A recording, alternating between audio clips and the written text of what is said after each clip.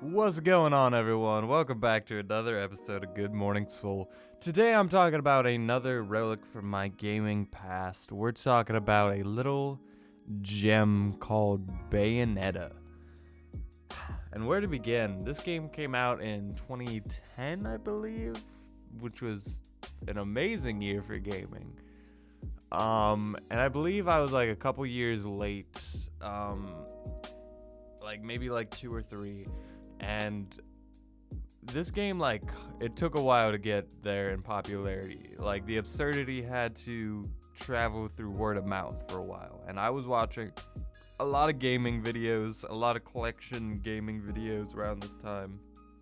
And I remember seeing guys like Pete Dorr, Happy Console Gamer, and I forget which of them were talking about it, but I remember those guys talked about this game and kind of introduced me to the idea of, oh, well, you know, she's a fucking warrior angel lady who her hair turns into giant weapons, and, you know, her hair is also her clothes, and she uses it to fucking kill people and blah blah blah. Like, nothing about it made sense. It sounded so Japanese. I wasn't introduced to like Platinum Games style, but it sounded so Platinum Games. Which I think this might have been my first Platinum Games game, cause I don't think I was used to the whole like this level goes and then the next level. Let's see what kind of trophy you get. Do you get a silver? How good did you do? Type of style yet. Now I've played Legend of Korra, Catherine. I played a decent amount of Platinum games, but this one, Bayonetta. And if Bayonetta 2 didn't come out, I probably would keep this off of this just so I could definitely replay this, but I feel like with so many games, it's like, oh, I want to replay it, but then they just make a sequel, and it's like, well, I can just play that. And this is one of those cases where now Bayonetta is a Nintendo property, there's an anime, and when I first heard of this game, it was not like that. It did not blow up like this. But I'm super excited to play Bayonetta 2. I don't have a Wii U. I kind of just hope it gets transferred over to the Switch. That way I can play it there. That's probably what I'm going to do. Just give it a good old wait a couple years situation. I'm sure it'll happen. But good God, was this game fucking crazy. The story is about like two rival clans or something, like angels and blah blah blah. It's a nonsensical story. You got the fucking voice of Sasuke who's like leading you around. There's like this weird Godfather guy who's in the beginning of the game and the end, but no other parts. Oh, there's this one really cool, like, black dude who's always in the graveyard chilling with you. I think he's, like, the shopkeeper. Oh, God. So many weird things about this game. You can turn into a cheetah later. And when I say the fucking combos and the fucking... Like, I did not expect this game. Like, I was really into God of War and shit like that. I couldn't get into Devil May Cry, which is what most people compare it to, but... God damn it, was this game fucking crazy. And like, I didn't think I'd be saying like, oh yeah, Bayonetta could like wipe Kratos' head with her ass if she wanted to. That's how strong she is. I was not expecting this otherworldly fuckery, like this Gurren Lagann type massive level of fighting where you're just, oh my God, it's such a crazy game. And when you're feeling that, when you're hitting these combos and just these giant boots and these giant massive things are coming out of your portals and shit, it's fucking crazy and awesome. And when you're actually good at it, which I doubt I was ever great at it, but when I was good at it, I was having so much fun. I doubt I was actually good at it. I'm sure it was a fluke. I don't think I'm good at anything, don't worry.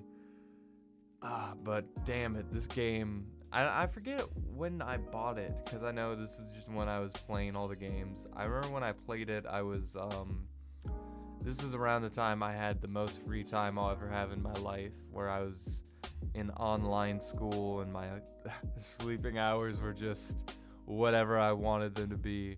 What I would do to have a time like this again, freedom, and I just want that again so badly. Some really good times, but this game was awesome. I remember thinking, like, back then I didn't do a review for it. It's one of those games I never reviewed, and the reason for that, I was at a weird time where I was like, oh, I think I need to watch a movie twice or play a game twice in order to review it. But these video games are fucking out, like, what, 10 hours long, 20 hours long, 30 hours long, Christian. You don't fucking have time to play that twice, you fucking crazy monster. So nowadays I play games once, and I've yet to replay Bayonetta, so that'll give you an idea that is not a viable option. Maybe when I'm dead and there's a heaven, or whatever the Bayonetta equivalent is. Whenever that's around, maybe I'll get around to playing Bayonetta again. Or just whenever I fucking feel like it, if I feel like it. Until then, I got Bayonetta 2. But Bayonetta is a sexy motherfucking character. I know the whole idea is that you get to watch her be sexy and like this weird, like, hot school teacher who's also angel nun. Like, the outfits they give her are just ridiculous. This plot thread of her, like, miniature self, that's ridiculous. Your friend character in the red, ridiculous.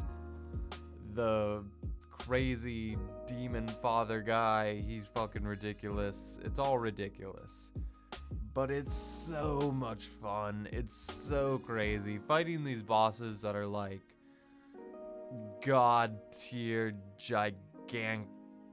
Good god, it's so crazy. It's so much fun.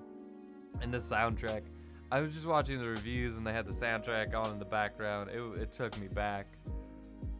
I don't like these little clip shows that they have in the game where it's like, it'll, instead of animating a good cutscene, they'll just be like, oh, here's a slideshow, essentially, in the format of, like, it'll be like a reel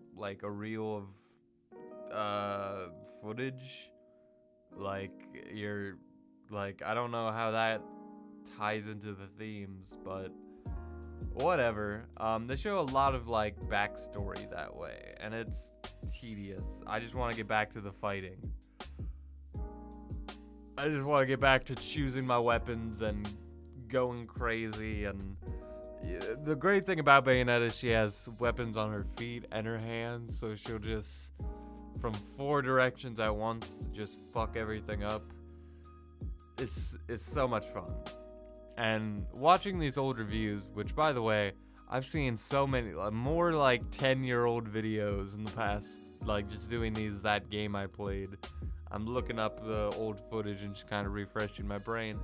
And just these old game reviews, like, it's crazy to see how they evolve. I know a lot of people love this game. Like, I watched this IGN review, the guy gave it like a 9.5. XPlay loved it. All the, like, YouTuber guys I watched covering this game back in the day, they all loved it. This is a fucking gem. Like, when they talk about best Xbox 360 games, I feel like this should be up there, even if it's not, like, actually one of the best games ever. There's too many games. And I know a lot of people will give it like a 9. I don't think I'd give it like a 9 out of 10. I don't think I like the story enough. If the characters are maybe a little bit better, but visually, gameplay wise, all of that lived up. I just don't know if I enjoyed them enough to give it a 9 out of 10. I'm not Hall of Fame territory yet. But I will say that I would give Bayonetta an 8 out of 10 and the Soul Badge of approval. And that's really it for my thoughts. This game is fucking crazy and amazing, and I can't wait to play the second one. And until then, thank you for watching, and with that, I leave you.